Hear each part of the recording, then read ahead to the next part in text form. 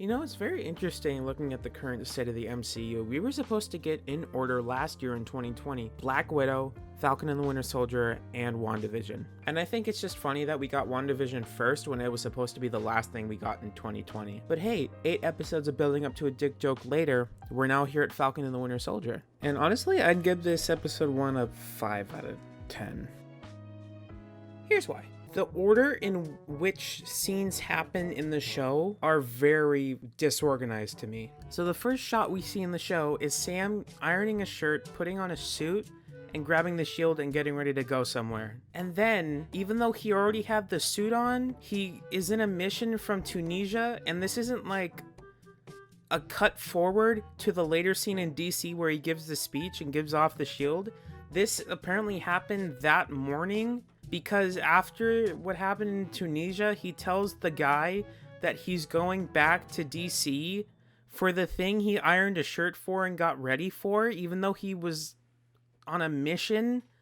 What? Why is it all over the place? Why do we not just get this first mission as the first scene, title sequence, and then cut to him getting ready, packing up the shield, and then going to DC? And then cutting back to his mission, how the fuck are they fine in the military plane? Like, maybe it's just me because he was seen jumping out of a plane and they were fine with the door open, but like this one was sealed off and it was cut open. Like, was there no difference in cabin pressure in this? Like, am I just nitpicking? I don't know. Maybe the planes were made to where a hole in them wouldn't mean they would crash. Maybe it's a military plane. I honestly am not sure how the fuck that scene worked. But it's like, it was a really weird mission. Like, he was fighting them and when they were just wearing plain old, like, I guess gear.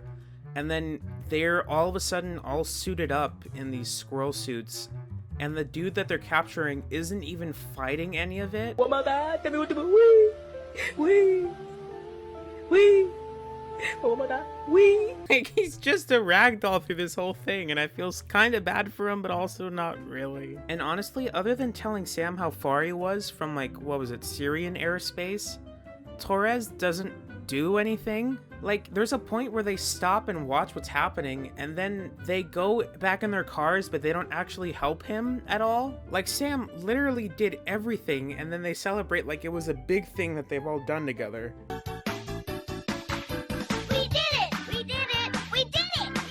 And also, they did a really bad job explaining what the fuck this weird app Pokemon Go thing is. I can't even remember the name of the group that he said it was for, but like, he was saying that he read their online manifesto, and for some reason they have symbols in one country, and then they have another in Switzerland. Like, I have no idea why he's in Switzerland. Like, what brought you to Switzerland? Like, did the app tell you?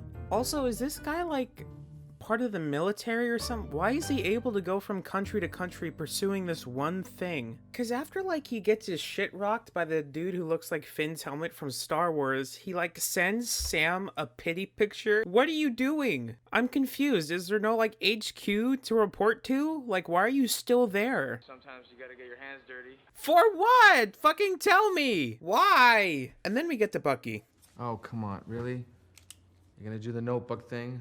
Why? Nothing against Sam, but Bucky's always been the better character in my opinion. We've basically known him as long as we've known Steve Rogers, and it's been such a journey watching him go from someone who's had Steve's back, to Steve rescuing him back in World War II, to Steve just trying to get the old him back after he was brainwashed after becoming the Winter Soldier for all those years, and now he's finally learning to adjust to new life. So this is essentially where Steve was in Captain America 2. And I think that there's a potential here for them to play with the fact that Sam was actually running a vet recovery group, because not only was Steve struggling to keep up with the times, but he was also being pressured by Natasha to just go out and date more.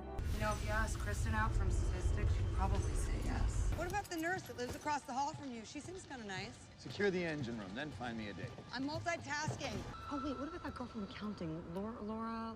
Lillian. Lip piercing, right? Yeah, she's cute. Yeah, I'm not ready for that.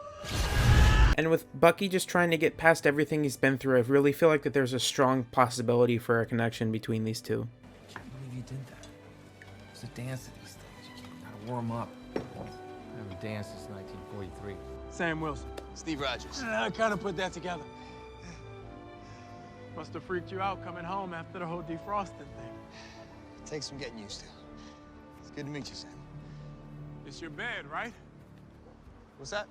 Your bed is too soft. When I was over there, I sleep on the ground, use rock for pillows like a caveman. Now I'm home, lying in my bed, and it's like... Lying on a marshmallow. I feel like I'm gonna sink right to the floor. How long? 2 tours. You must miss the good old days, huh? Wait, how old are you? 106.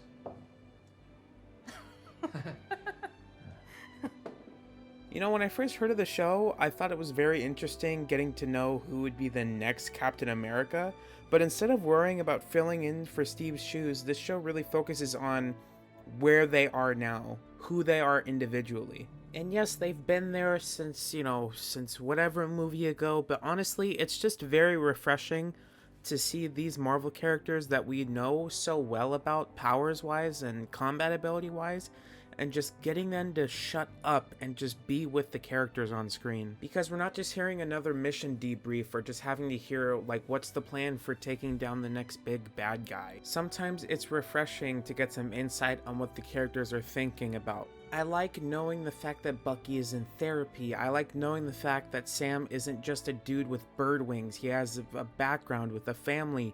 His family has problems during the snap and before the snap while he was in the military.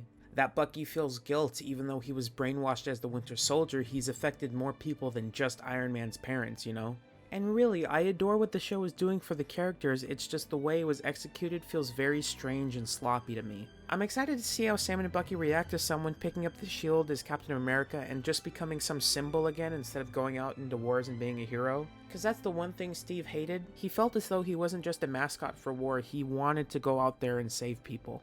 I'm also curious to see if there might even be more super soldiers out there because again, this movie was supposed to come after Black Widow, and we know that the Red Guardian was supposed to make an appearance there, and he's a super soldier from Russia. So, we'll see.